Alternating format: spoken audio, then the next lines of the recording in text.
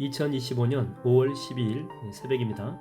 하나님 말씀은 창세기 42장 26절에서 38절입니다.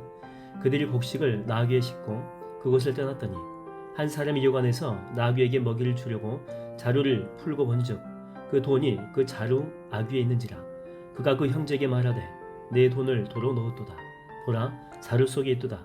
이에 그들이 혼이 나서 떨며 서로 돌아보며 말하되 하나님이 어찌하여 이런 일을 우리에게 행하셨는가 하고 그들이 가나안 땅에 돌아와 그들의 아버지 야곱에게 이르러 그들이 당한 일을 자세히 알려 이르되 그 땅의 주인인 그 사람이 엄하게 우리에게 말씀하고 우리를 그 땅에 대한 정탐꾼으로 여기기로 우리가 그에게 이르되 우리는 확실한 자들이요 정탐꾼이 아니니이다.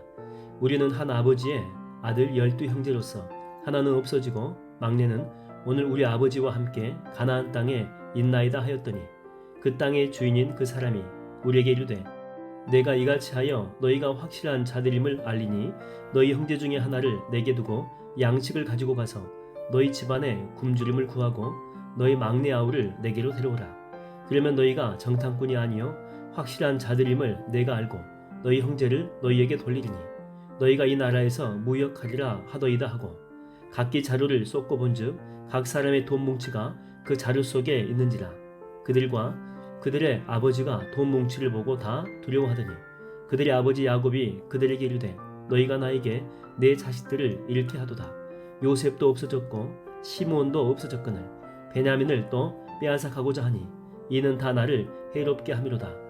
루벤이 그의 아버지에게 말하여 이르되 내가 그를 아버지께로 데리고 오지 아니하거든 내 두 아들을 죽이소서. 그를 내 손에 맡기소서. 내가 그를 아버지께로 데리고 돌아오리이다. 야곱이 이르되 내 아들은 너희와 함께 내려가지 못하리니 그의 형은 죽고 그만 남았음이라. 만일 너희가 가는 길에서 재난이 그에게 미치면 너희가 내 흰머리를 슬퍼하며 수월로 내려가게 함이 되리라. 하나님 말씀을 증거하겠습니다. 식량을 구하러 왔던 요셉의 형제들은 간첩으로 오해를 받고 3일 동안 갇히게 됩니다. 그리고 3일 후에 풀어주면서 니들이 막내 동생이 있다라고 했으니까 그걸 증명하기 위해서 데리고 오라는 것입니다. 대신 시므온을 인질로 잡게 되죠. 그리고 이제 오늘 본문에서는 다른 형제들은 이제 아버지 집으로 돌아오는 장면입니다. 근데 한 사람이 오는 도중에 자루를 열어서 곡식을 보니까 거기에 자기들이 곡식값으로 지불한 돈이 들어있는 것입니다. 그리고 또 집에 와서 보니까 다른 형제들도 그 곡식을 열어가지고 확인해 보니 모두에게 곡식값을 치른 이 돈 뭉치가 그 속에 들어가 있는 것이죠. 그 형제들이 그걸 보고 아버지도 마찬가지인데 기가 막힌 것입니다. 왜냐하면 나중에 다시 갔을 때 분명히 그들을 도둑 취급할 것이 분명했기 때문에 그래요. 그래서 이런 모든 상황들을 지금 아버지 야곱한테 전부 다 이렇게 보고를 합니다. 그리고 베냐민 데려가야 됩니다. 그렇게 이야기하죠. 그래야 이제 오해도 풀리고 시므온도 이제 풀려날 수 있다. 그렇게 이야기합니다.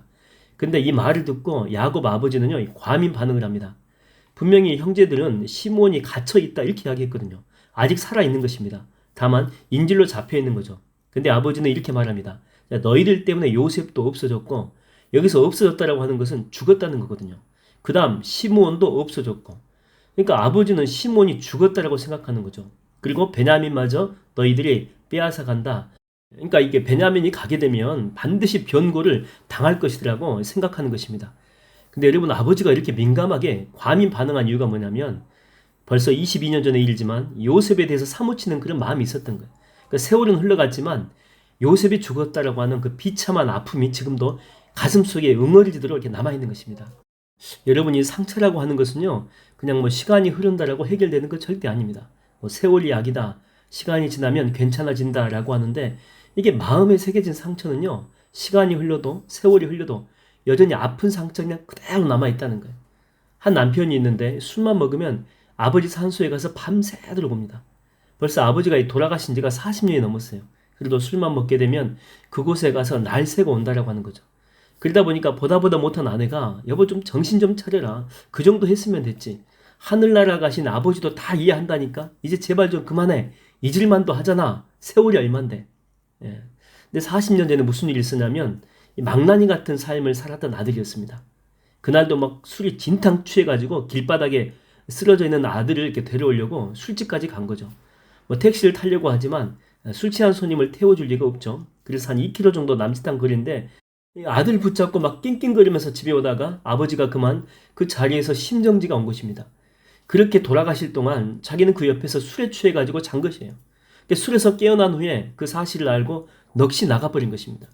그리고 40년이 지났지만 여전히 지금도 아버지 생각하게 되면 자기 때문이라고, 자기 때문에 우리 아버지 돌아가셨다고 가슴을 치며 통곡하는 것입니다. 여러분이 상처라고 하는 것은요, 시간이 지난다고 또 세월이 지났다고 사라지지 않습니다. 또한 어떤 정신과 의사도 치유할 수가 없다라고 하는 거예요. 그러나 치유할 수 있는 분이 계십니다. 시편 34편 18절에 보니까 이렇게 나옵니다. 여호와는 마음이 상한 자에게 가까이 하시고 낙심한 자를 구원하시는도다. 이 구절을 통해서 나온 이 복음성가가 이런 복음성가죠. 마음이 상한 자를 고치시는 주님, 하늘의 하나님, 날 주관하셔서. 이 주관하셔서, 이게 참 중요한 단어인데 그 전까지는 상처가 나를 주관했거든요.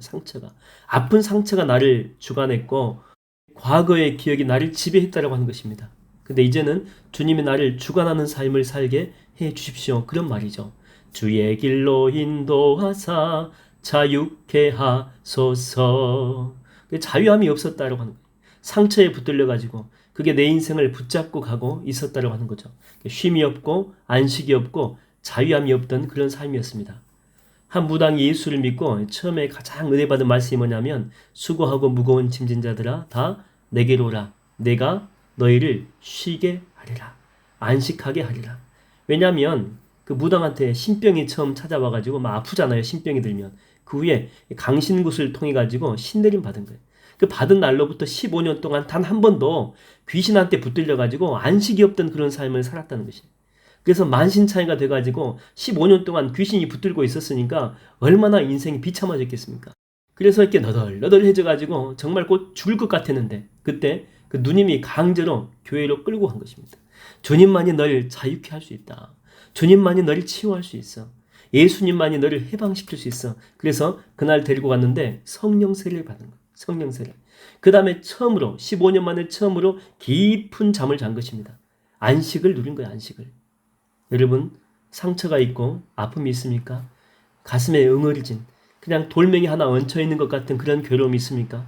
오늘 이 새벽에 정말 잘 오셨습니다. 주님께서 여러분의 그 무거운 짐을 덜어주실 줄로 믿습니다. 수고하고 무거운 짐진 자들아 다 내게로 오라, 내가 너희를 쉬게 하리라. 아멘.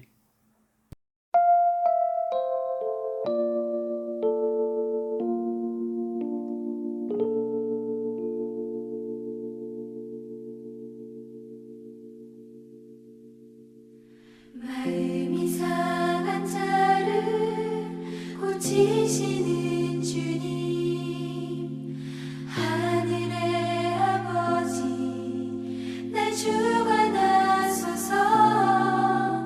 주의 길로 인도하사 자유케 하소서. 새 일을 행하사 부케 하소서.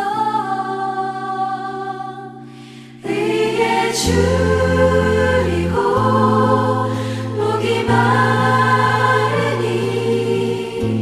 성령의 기름 부으소서.